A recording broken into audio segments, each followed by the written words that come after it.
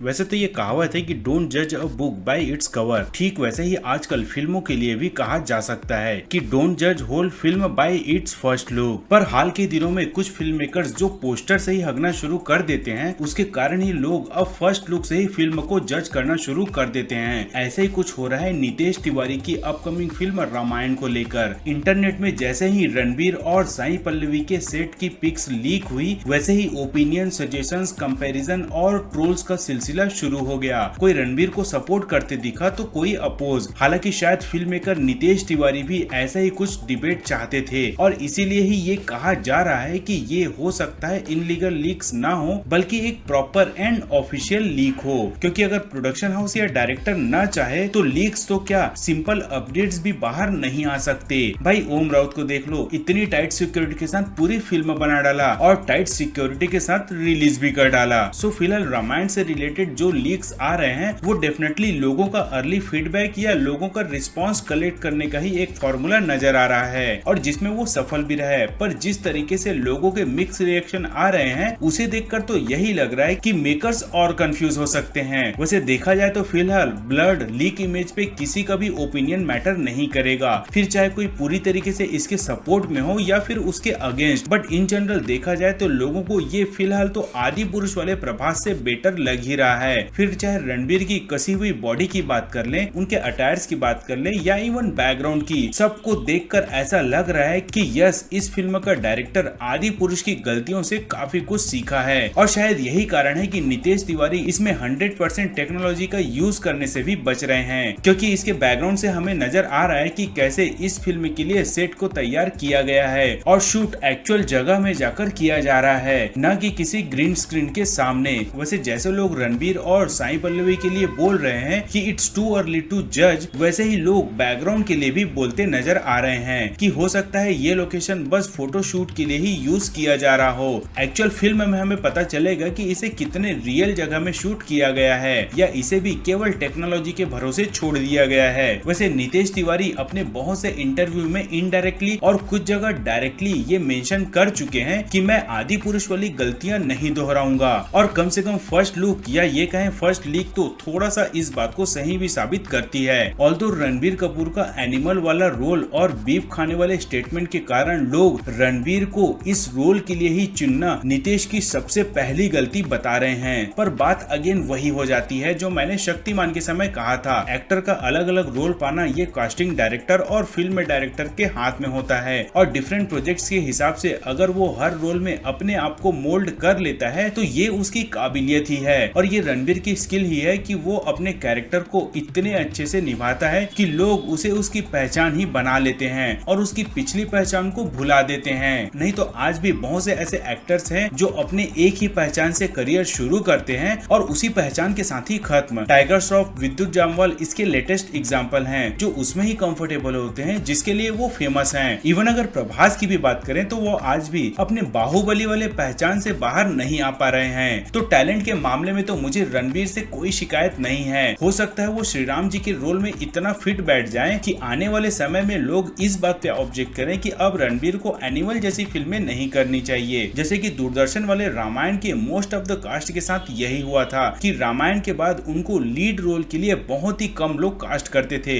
सो इन सब के हिसाब से ये कहा जा सकता है कि रणबीर का जो अभी विरोध हो रहा है, जिस नजरिए से लोग उन्हें जज कर रहे हैं, हो सकता है फिल्म के आने के बाद वो चेंज हो जाए। सो टैलेंट का तो इशू नहीं है, पर कई साल पहले उन्होंने जो बीफ वाला बयान दिया था जिसे मैं भी सपोर्ट नहीं करता, वो बयान तो रणबीर के लिए जैसे गले की हड्डी बन चुकी है, जिसे ना तो निगलते बन रहा है और ना ही उगलते, और जो हर साल घूम घूम कर रणबीर के सामने आ ही जाता है। पिछली बार ये वीडियो ब्रह्मास्त्र के समय में सर्कुलेट हुआ था और अब फिर से। सो इसे देखते हुए बाकी एक्टर्स के लिए लेसन यही है कि आज के समय में पब्लिकली कुछ भी सोच समझ कर ही बोला जाए, क्योंकि क्या पता वो कब कैसे यूज हो जाए। खैर अभी तो बस शुरुआत ही हुई है। लेट्स सी कि आगे आगे क्या होता है। क्या लीक्स, फर्स्ट लुक, टीजर और ट्रेलर के साथ साथ कंट्रोवर्सीज भी बढ़ते जाएगी या इसकी पॉपुलैरिटी। सो इन सब को देखते हुए यही कहा जा सकता है कि भाई ब्रास योरसेल्फ, अभी तो काफी कुछ होने की संभावना है। वैसे आपका इस लीक पे क्या कहना दोस्तों, अपने जवाब हमें कमेंट बॉक्स पर जरूर दें। सो आज के इस वीडियो में फिलहाल इतना ही दोस्तों, मिलते हैं जल्द ही, तब तक के लिए tata bye bye and take care.